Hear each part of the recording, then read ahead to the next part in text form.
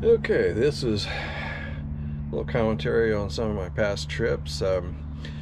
Today is April 28, 2026, and I'm going to do commentary about my last train trips, which was just over a year ago.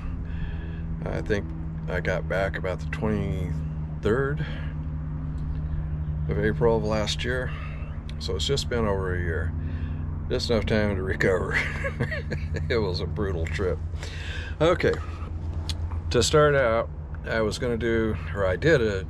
videos on how to survive riding coach on Amtrak long distance trains.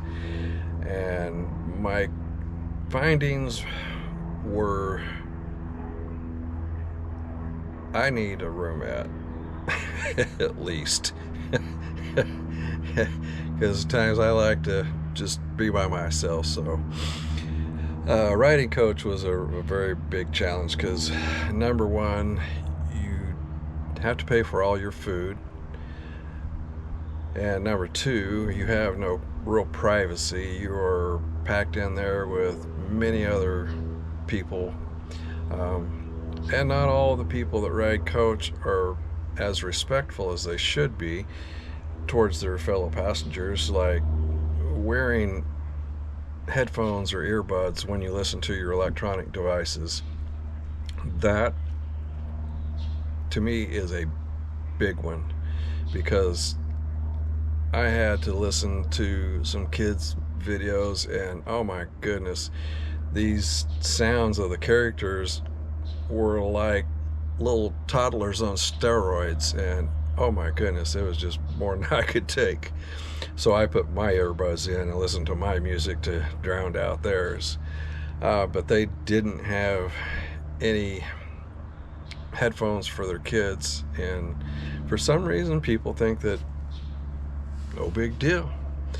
But really it is. I mean, because it's very distracting, because when you paid your money to enjoy your trip too. So if you ride coach, be respectful of others. Biggest thing is just wear headphones or earbuds when you listen to electronic devices. So my trip started out in Los Angeles Union Station to Seattle. The lady at the Union Station in LA was not very nice. I mean, I had ridden out of that station 8 times last year, and I'd always taken my large rolling suitcase. Normally there's this one black guy that works there, that really nice guy. I always liked seeing him when I go in there, but this time there was a lady there, and this black lady, boy man, she had an attitude towards me like you wouldn't believe. First thing she said was, "Your bag's too big."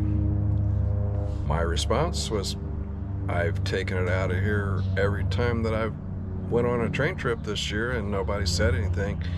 And man, she got an attitude immediately. I don't know if she thought I was talking back to her, it's because I was white, or what the deal was. I mean, it looked like the guy that kicked her puppy dog when she was a kid. But my wife came up to get her keys. She had to actually take the metro train to Union Station, because I inadvertently kept her car keys when I left the metro station in Covina. So she came in and I showed her around, and when she was leaving, another couple was approaching the door, and I was letting my wife out. As this lady was walking down the hall, these people walk in, and she scolded me, told me I should not be letting people in there, it was safety concern, da da da da da. I told her I was just letting my wife out. Before I could say anything else, she pretty well shut me down. And later I asked her, I said, "Did I do something to offend you?" This woman would not look at me or talk to me, acted like I was not there. Not very good attitude. So that's where my trip started at. Then I get on to the Coast Starlight, and we go to Seattle, and it was a pretty decent trip up there.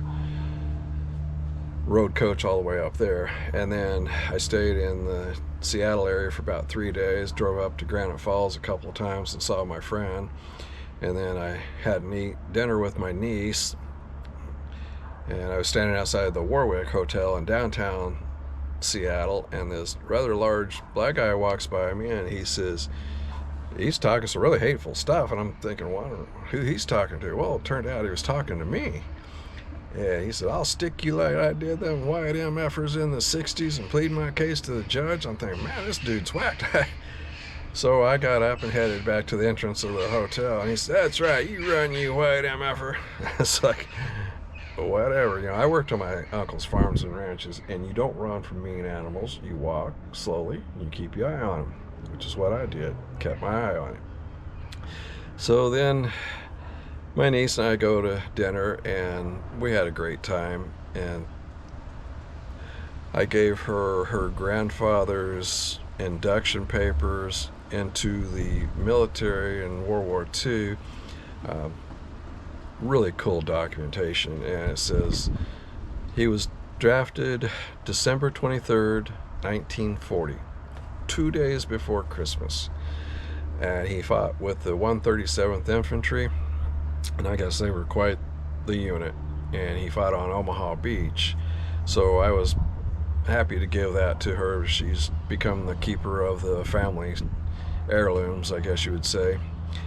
So after that, I left Seattle on the Empire Builder, headed towards Chicago.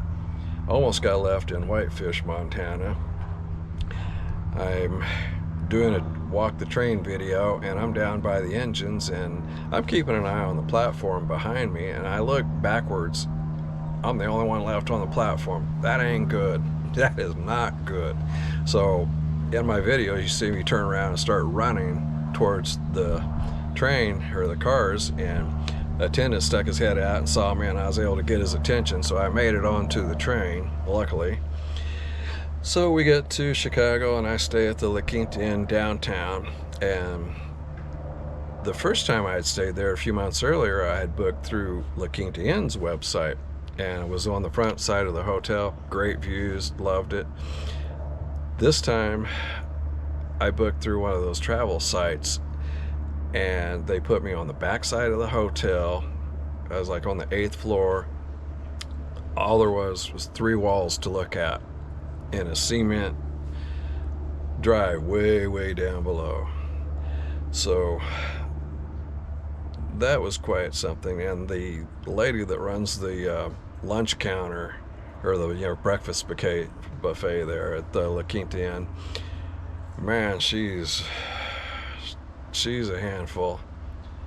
If you ain't stepping up right, she will let you know. Put a few people in their place. It's like, man, this woman thinks it's their own little dictatorship here. So anyhow, I get to Chicago's Union Station and get on the Southwest Chief, headed towards Kansas City, and I get into KC, and then drove down to Olathe, stayed that night and all the next day, and the next day was Easter, and I took my sisters over to my oldest sister's daughter's house, my niece, and we had Easter dinner over there, and then I took my sisters back home, and my niece and sister were supposed to drive with me down to Wichita the next day, and they both were not feeling well for various reasons, so I had to go myself, which really upset me, but hey, what are you going to do? So went down and saw a friend of mine I went to kindergarten with, had a great visit with him, and stayed all night in a hotel in Wichita, and then I headed back to, well, actually I had breakfast with my friends again the next morning before I left, and then I headed back to Olathe, and I decided at that point that I'd had enough vacation. So I stopped by, told my sisters bye, that I was headed back home, and so I get my car back to the car rental about 6 hours early, and got to Union Station about 5.5 hours early, and had a lot of time to explore the station, which really cool old station. On the in the floor embedded are these round photos that were put there when the station was built, and they're all over, like the entrance, one by the Amtrak station. There's a bunch in the Great Hall. At the end of the Great Hall, there's a room that has nothing but all kinds of model trains in it. In fact, I have a video of that too.